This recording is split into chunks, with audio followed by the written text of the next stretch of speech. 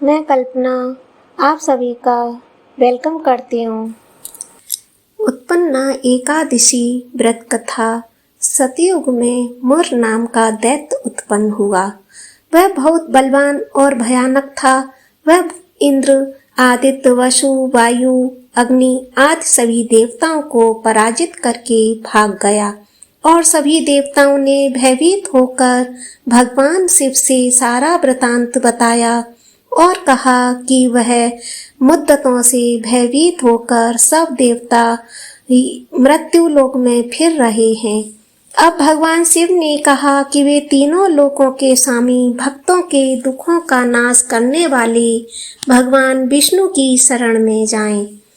वही उनके दुखों को दूर कर सकते हैं। ऐसे वचन सुनकर सभी देवता क्षीर सागर में पहुंचे। वहां भगवान को शयन करते देख हाथ जोड़कर उनकी स्तुति करने लगे। वह उनकी रक्षा करें। दैत्यों से सभी भयभीत होकर यह सब उनकी शरण में आए हैं। वह इस संसार के कर्ता, माता पिता, उत्पत्ति, पालन करता और संहार करने वाले हैं। सबको शांति प्रदान करने वाले हैं।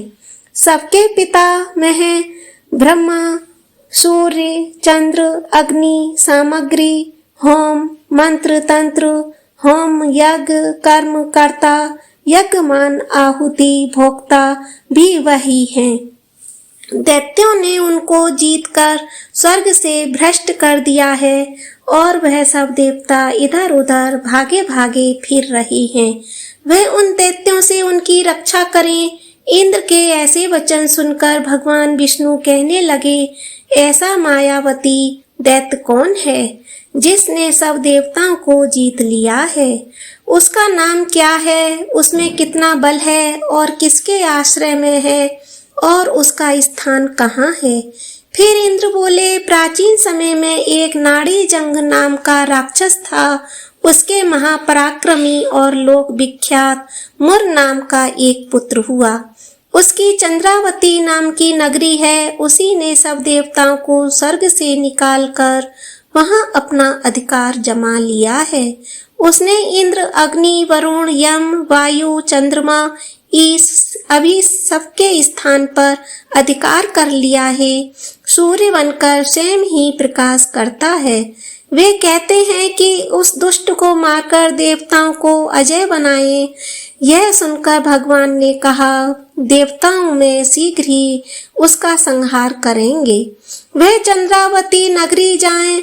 इस प्रकार कहकर भगवान सहित सभी देवताओं ने चंद्रावती नगरी की ओर प्रस्थान किया।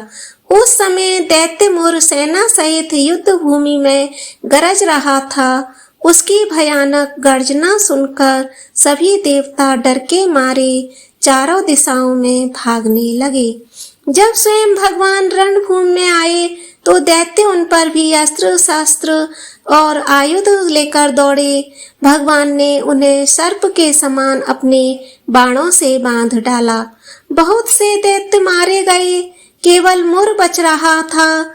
वह अविचल भाव से भगवान के साथ युद्ध करता रहा। दोनों के बीच महायुद्ध हुआ। 10,000 वर्ष तक उनका युद्ध चलता रहा, किंतु मुर नहीं हारा। थक कर भगवान बद्र का आश्रम चले गए।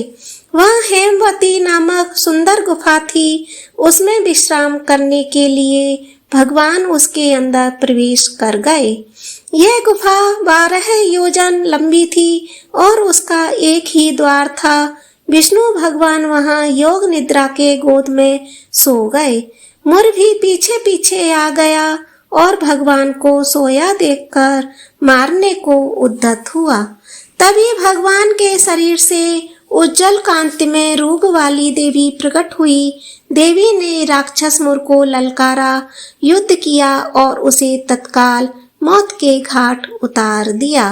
श्री हरि जब योग निद्रा के उठे तो सब बातों को जानकर उस देवी से कहा कि उनका जन्म एकादशी के दिन हुआ है, अतः वह उत्पन्ना एकादशी के नाम से पूजित होंगी।